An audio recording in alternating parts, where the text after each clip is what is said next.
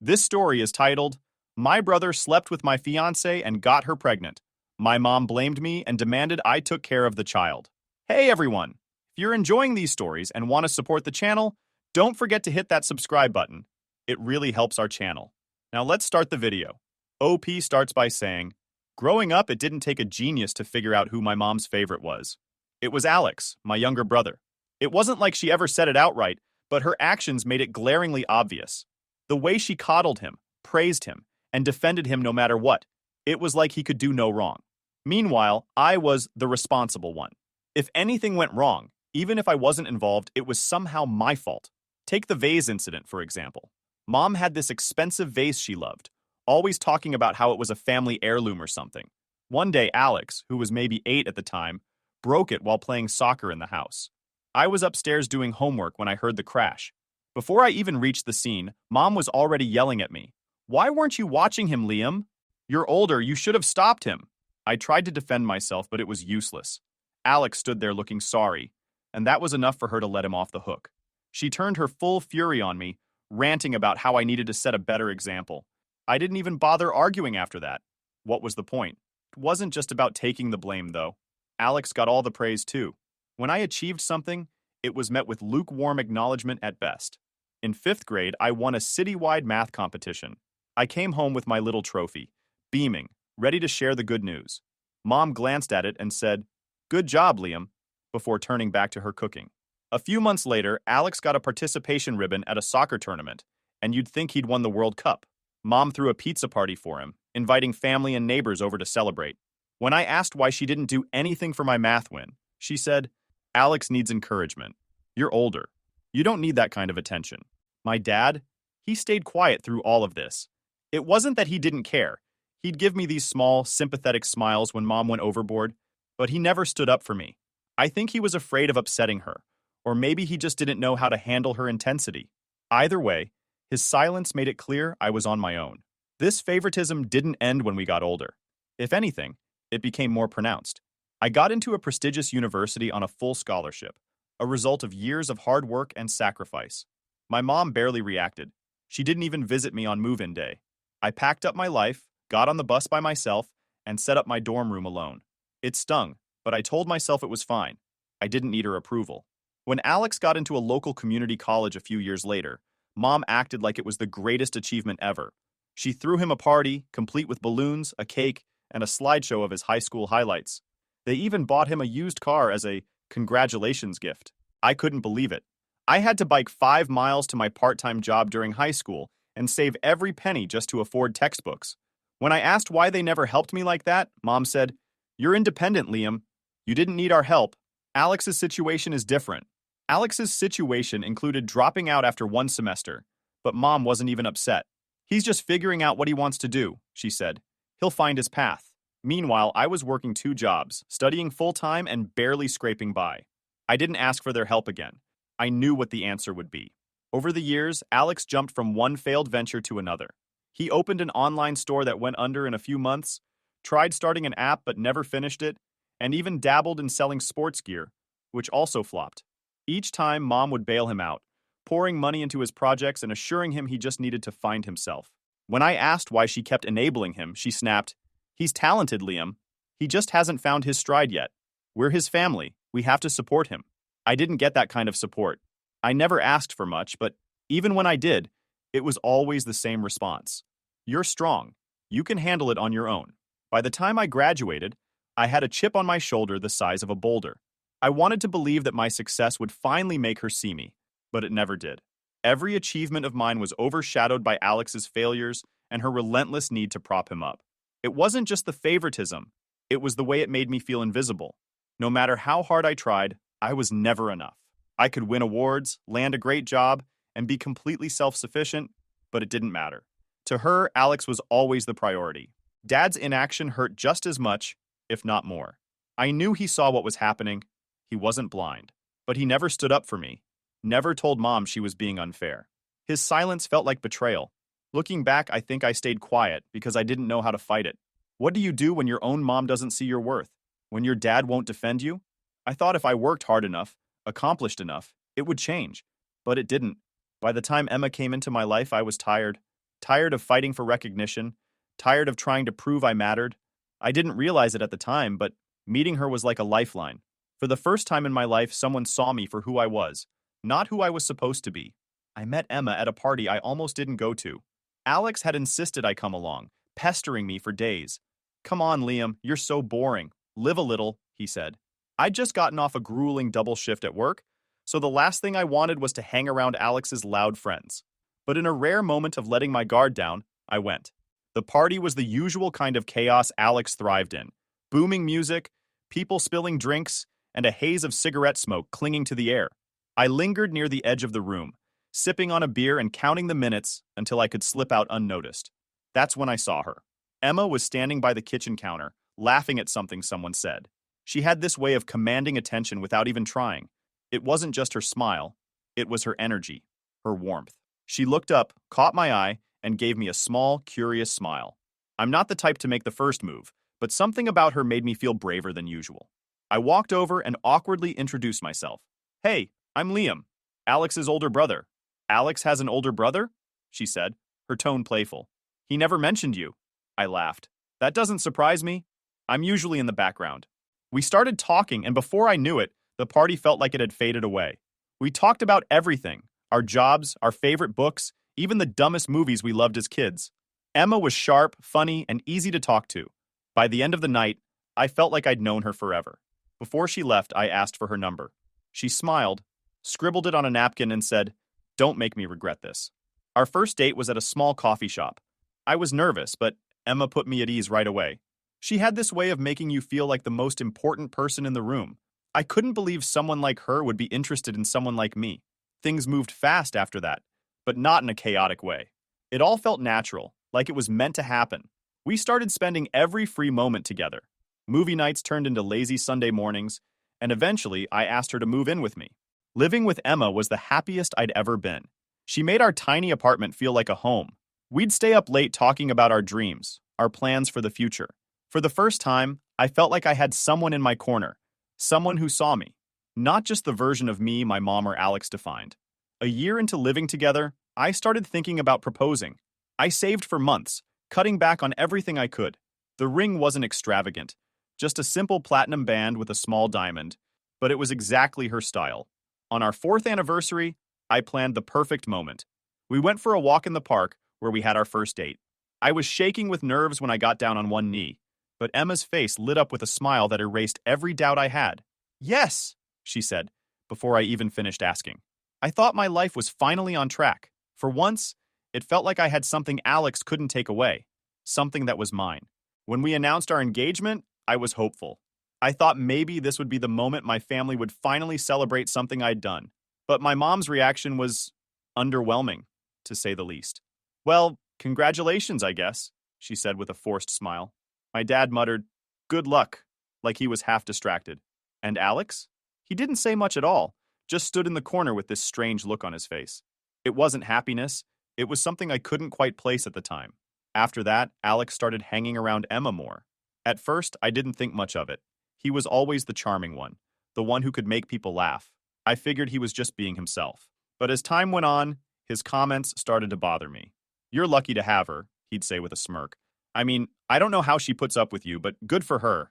Emma would laugh it off, telling me, "He's just joking, don't let it bother you." But it did. Alex's presence started to feel invasive. He'd show up unannounced, linger too long, and ask Emma questions that felt too personal. "Are you sure Liam's the right guy for you?" he asked once, half joking. Emma brushed him off, but I couldn't shake the unease. I didn't want to come across as paranoid, so I kept quiet. Looking back, I wish I'd said something sooner. Maybe it wouldn't have made a difference, but at least I wouldn't have felt so blindsided by what came next. After the engagement, life didn't feel as smooth as it used to. At first, I thought it was just the pressure of planning a wedding. Emma and I had decided to save up and pay for everything ourselves. We both worked long hours and skipped vacations to make it happen. I figured the stress was getting to us both. But something about Emma's behavior started to change. It wasn't immediate. It was subtle at first. She became quieter, more withdrawn. She used to tell me everything about her day, but now her answers felt clipped, like she was holding something back. Then there was her phone. Emma had always been casual about her phone, leaving it on the table or handing it to me when she needed me to check something. But now she kept it close, even taking it to the bathroom with her.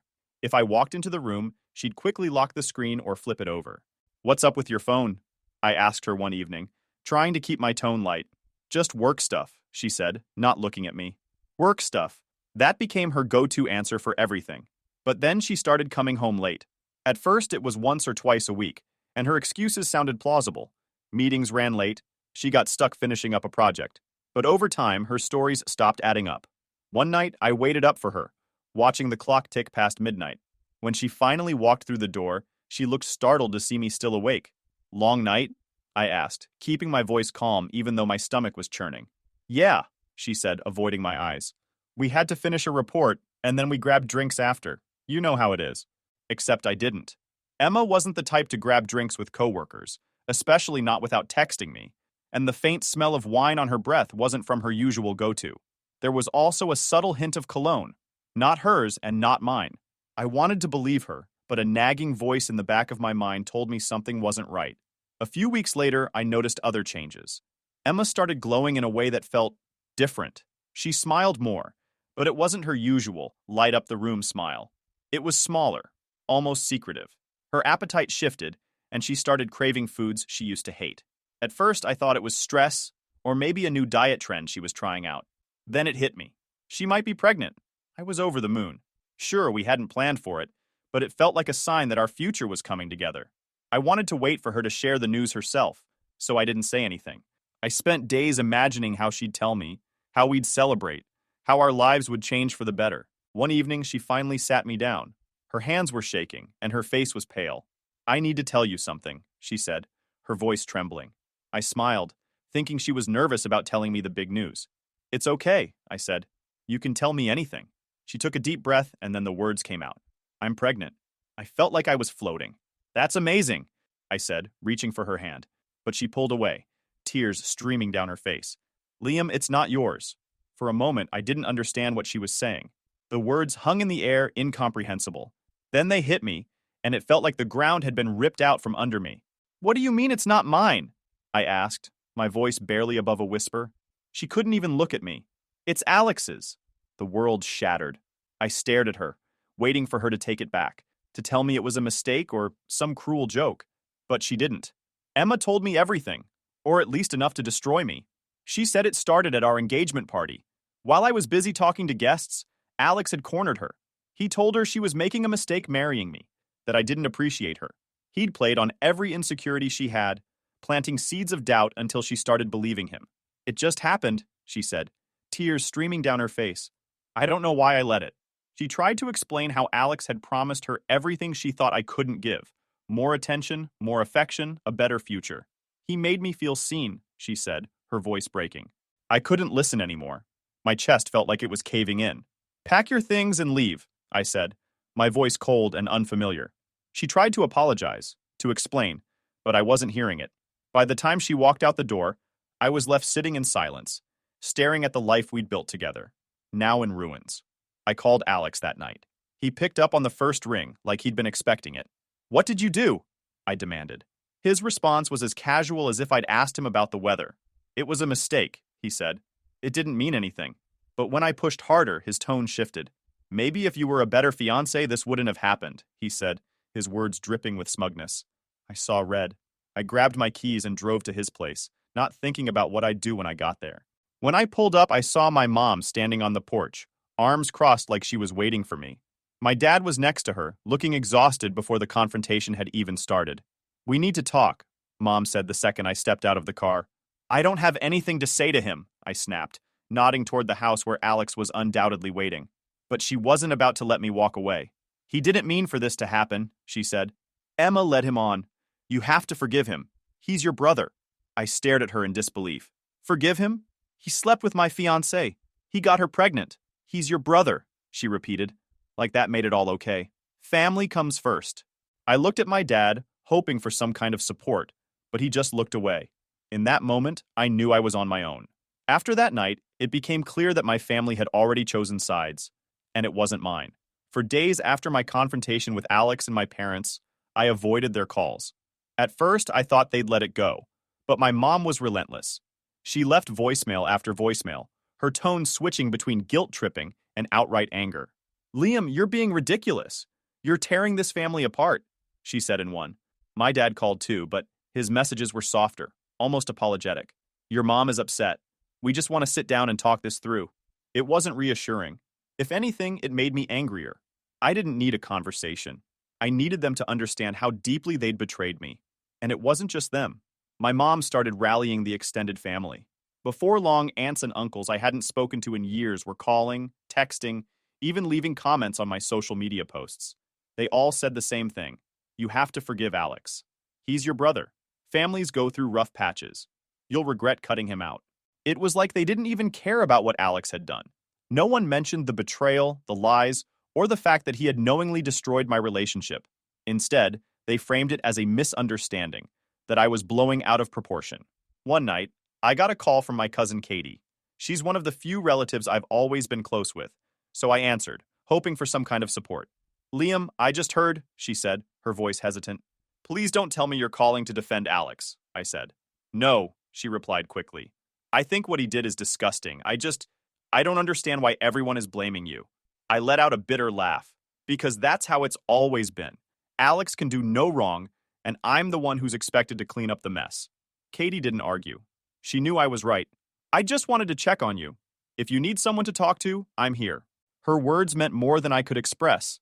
She was one of the only people who saw what was happening for what it was, a complete and utter betrayal. But most of the family wasn't like Katie. They bought into my mom's narrative that Alex was the victim, that Emma had seduced him, and that I was overreacting by refusing to forgive them. My mom even had the audacity to suggest I reach out to Emma and help her through this. Help her? I snapped when she brought it up over the phone. That's your solution? After what they did to me? She's pregnant, Liam, Mom said, as if that justified everything. The baby is innocent in all of this. You can't just walk away. I don't owe that baby or them anything, I said before hanging up. But it didn't stop there. My mom started showing up at my apartment. The first time, she knocked on the door for nearly an hour before finally leaving. The second time, she camped out in her car across the street, waiting for me to come outside. It was unsettling, to say the least. I started taking alternate routes home and avoided going out unless I absolutely had to. But she wasn't the only one escalating things. One afternoon at work, I got a call from the front desk. Hi, Liam. There's someone here to see you. She says she's your mother. I froze. Tell her I'm busy, I said. Mom didn't take the hint. Instead, she started spinning stories to my coworkers. One of them, Clara, approached me later that day with a concerned expression. Hey, is everything okay? Your mom was here, and she said you were refusing to help your family. She seemed really upset. I wanted to scream. Instead, I muttered, she's overstepping, and left it at that. Things came to a head when Alex showed up at my gym one evening. It was my safe space, the one place I could go to clear my head. I was mid-workout when I spotted him near the entrance, that same smug grin plastered on his face. I ignored him at first, hoping he'd leave, but he didn't. Instead, he sauntered over to the bench press where I was working out. Well, look who it is, he said, leaning casually against the equipment. Still mad about Emma? I didn't respond. I put my earbuds back in and moved to another machine, but he followed me. Come on, Liam, lighten up. It's not like you were perfect. Maybe if you'd been a better fiancé, she wouldn't have come to me. My fists clenched, but I kept my focus on the weights. Admit it, he continued. You're just mad because I'm better at giving her what she needed. That was it. I turned to him, my voice low but firm. Get out, Alex. Now. He laughed. Or what? You gonna run crying to Mom? The next thing I knew, we were in a full-blown fight. I swung first, I won't deny it, but he shoved me into the bench before I could land another hit. The gym staff broke it up before things got worse, but I left with a split lip and a bruise forming on my shoulder. The incident only added fuel to the fire. Alex filed a police report, claiming I'd assaulted him without provocation. My mom backed him up, of course, spinning the story to make me look like the aggressor. It was the final straw. The next day, I filed for a restraining order against Alex and my parents. When they found out, Mom called, furious. How could you do this to us? We're your family. You stopped being my family the moment you sided with him, I said before hanging up. The court hearing was a nightmare. Mom cried, telling the judge it was all a misunderstanding. Alex played the victim, claiming he'd only come to the gym to talk and that I'd attacked him out of nowhere. But I had evidence. Texts, voicemails, and even security footage from the gym painted a very different picture. The judge wasn't buying their story. The restraining order was granted, and for the first time in months, I felt like I could finally breathe. After the restraining order was granted, I thought things might finally settle down. I was wrong. The silence from my family didn't last long. A week after the court hearing, I received a letter in the mail. It was from my mom. The letter was handwritten, pages long, and dripping with guilt-laden phrases like, "You're breaking my heart," and "How could you do this to your family?" She went on about how Alex had made a mistake, how Emma wasn't innocent in this either, and how the restraining order was a betrayal. She ended it with, "We'll always be your family, no matter how hard you try to push us away." I tore the letter in half and threw it in the trash. But it didn't stop there. My relatives started calling again. Apparently, Mom had told them about the restraining order, but only her version of the story. In her narrative, I was the vengeful son tearing the family apart over a misunderstanding. "You're being so dramatic, Liam," my aunt said during one call. "This is just family drama. Everyone has it." Another relative chimed in with, "You can't stay mad forever. What's done is done. Focus on the baby. It's not their fault." It was like they all shared a script, each trying to guilt me into forgiving Alex and coming back to the family.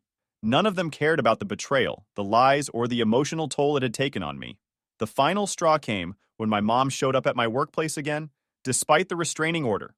This time, she brought Alex with her. I spotted them in the parking lot as I was leaving for lunch. They were standing by my car, Mom waving her arms like she was lecturing someone.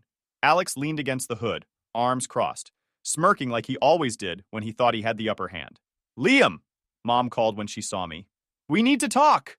I turned on my heel and started walking back toward the building, but Alex's voice stopped me. "Running away again?" "Typical," he said, loud enough for everyone nearby to hear. I spun around, keeping my distance. "You're violating a court order," I said, my voice steady. "Leave, or I'll call the police." Mom looked offended. "We're just trying to fix this. You're being unreasonable." "There's nothing to fix," I said. "You chose your side. Now deal with the consequences." Alex pushed off the car, taking a step closer. "You're pathetic," he sneered. "You can't even face your own family." Before I could respond, a coworker came outside and quietly asked if I needed help. I nodded, grateful for the backup. Alex muttered something under his breath, but they both left before the situation escalated. That night, I realized I couldn't stay. The restraining order had given me some protection, but it wasn't enough. They knew where I lived, where I worked, and they had no intention of leaving me alone. The next day, I made up my mind. I was going to leave town, start fresh somewhere far away from them. Packing up my life wasn't easy. I sold most of my belongings, keeping only the essentials. As I packed, I couldn't help but think about all the times I'd tried to make things work with my family. The holidays where I felt invisible, the milestones they barely acknowledged, the constant comparisons to Alex. By the time I sealed the last box, I felt a strange mix of sadness and relief. I wasn't just leaving behind my family. I was leaving behind years of hurt and disappointment. Before I left, I called my cousin Katie to let her know what I was doing. She was one of the few people who had supported me through all of this. "Are you sure about this?" she asked. "It's a big step."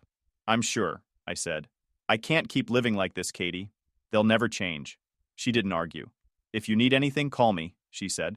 "And don't forget, you deserve better than what they've given you." Her words stuck with me. The day I left, I didn't tell anyone except Katie. I packed up my car, deleted my old social media accounts, and started driving. As I crossed the state line, I felt an overwhelming sense of freedom. I didn't know what my future held, but I knew one thing. It wouldn't include them. Emma's life fell apart faster than even I expected. Alex left her a few months into her pregnancy, disappearing without so much as a goodbye. He left her with no money, no plan, and absolutely no support. I didn't hear about it directly, of course. I'd cut all ties with my family, and I had no intention of reopening old wounds. But they couldn't leave me alone. Katie, my cousin, was the first to tell me. "Did you hear about Alex?" she asked during a rare phone call. "No," I said bluntly, already dreading what she might say. "He left Emma, just up and vanished. She's a wreck, and now her parents have disowned her because of the whole situation. They said she brought shame to the family." I didn't respond. What was there to say? Emma had made her choices, and now she was facing the consequences. But part of me couldn't help but feel a sliver of pity. As much as I hated what she'd done to me, I wouldn't wish Alex's betrayal on anyone. Katie continued, her voice softer. "She's staying in some cheap motel now, barely scraping by. Her family won't even speak to her. It's bad, Liam." I wanted to feel vindicated. I wanted to laugh and say, "Serves her right." But all I felt was a hollow ache, like the final chapter of a book I never wanted to read. Alex's disappearance didn't surprise me. He'd never been one to stick around when things got tough. But what did surprise me was how my mom reacted. Or didn't react, rather. She's making excuses for him again, Katie said during another call. She's telling everyone he just needs time to figure things out. Can you believe that? Of course I can, I replied bitterly. That's what she's been doing his whole life. But this time, her excuses weren't landing as well as they used to. Even my dad, who had always been passive, seemed fed up. Katie told me he'd started spending more time at work, avoiding the house entirely.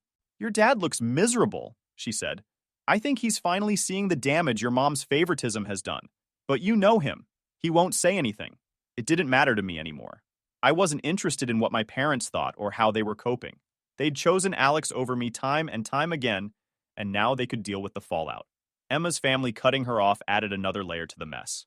From what I heard, they were furious when they found out about her affair with Alex. They'd initially supported her when we got engaged, but once the truth came out, they wanted nothing to do with her. Her dad called her a disgrace, Katie said. Can you imagine hearing that from your own parent? I could. In a way, Emma was experiencing the same rejection I'd felt my entire life. The difference was she'd brought it on herself. The guilt tripping from my mom intensified after Alex left Emma. She called from unknown numbers, left voicemails, and even sent me emails. You're still her fiancé in a way, one message said. You should help her, Liam. The baby is innocent in all of this. Another email read, family means stepping up even when it's hard. I raised you better than this. I deleted them without responding. When I continued to ignore her, my mom resorted to sending other relatives after me. Aunts, uncles, even distant cousins I hadn't spoken to in years suddenly started calling and texting. You can't let Emma struggle like this, one cousin said.